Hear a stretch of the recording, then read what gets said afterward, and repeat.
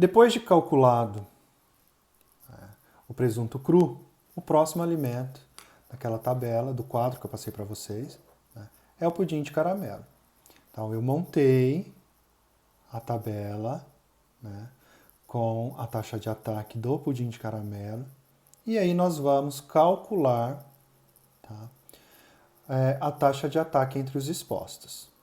Então, nós temos a fórmula verdadeiros positivos, nesse caso aqui, verdadeiros positivos são aqueles que comeram e ficaram doentes, ou seja, que foram expostos a essa variável, no caso a este alimento que é o pudim.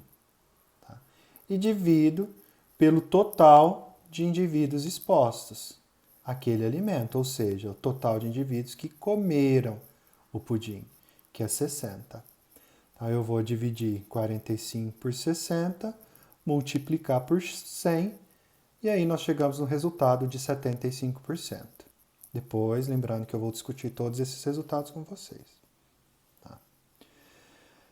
A taxa de ataque entre os não expostos, ou seja, a incidência entre não expostos, eu vou pegar os falsos positivos, ou seja, aqueles que passaram mal, que ficaram doentes e que não comeram esse alimento, então 4, e vou dividir pelo total de não expostos, ou seja, o total de indivíduos que não comeram. Tá? Que foram aqui no caso 50. Então, 4 por 50 vezes 100, a minha incidência de não expostos de 8%. O próximo que eu pedi para calcular foi o risco relativo. Esse risco relativo, nós vamos verificar aí a proporção entre a incidência dos expostos dividido pelos não expostos. Ou seja, eu pego esses dois resultados. Vou dividir 75 por 8 e aí eu chego ao resultado de 9,38. Eu deixei no portal o gabarito com 2 casas. Não tem problema deixar só uma casa após a vírgula, tá? Então, coloquei essas 2 respostas em todos os exercícios. Aí fiz uma aproximação. Tá? Então, deu o risco relativo do pudim de caramelo 9,38 ou 9,4. O próximo item a ser calculado é o risco atribuível. Nele, nós vamos dividir o total de doentes pelo número total de indivíduos e subtrair os falsos positivos da taxa de não expostos. Depois de feita essa conta, tanto é que está entre parênteses, então vou resolver aqui. Quando eu tiver todo esse resultado, que eu vou dividir pelo resultado dessa parte aqui, tá? E quando, como está entre colchetes, eu estou falando isso porque eu vi que alguns alunos me mandaram mensagem que estavam com dificuldade disso. Tá? Mas isso aqui é lá da matemática.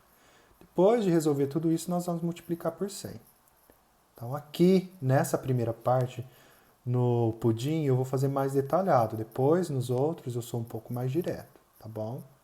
Então eu fiz isso. Fui lá, olhei naquela tabela o total de doentes, que eram 49 indivíduos que passaram mal, tá?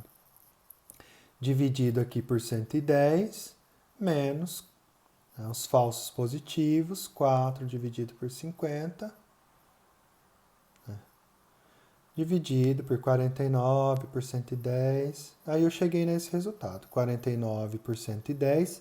Eu adotei 4 casas após a vírgula, então sempre o que estava à direita do último número, eu olhei. Então se fosse 5 ou maior, eu ia somar 1 aqui. Se fosse 4 ou menos, eu deixava essa quarta casa. Seguindo aquela mesma regrinha, tá? Menos 0,8, que deu 0,3655, dividir por 0,4455, que deu 0,8204, vezes 100, chegando no resultado do risco atribuível de 82,04%, ou 82%. Tá? Porque é 4 ou menor, eu deixo esse número aqui.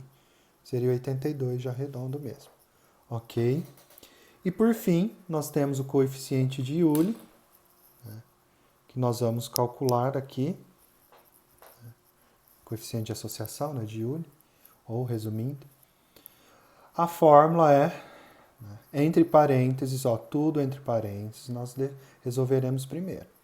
Verdadeiro positivo vezes verdadeiro negativo.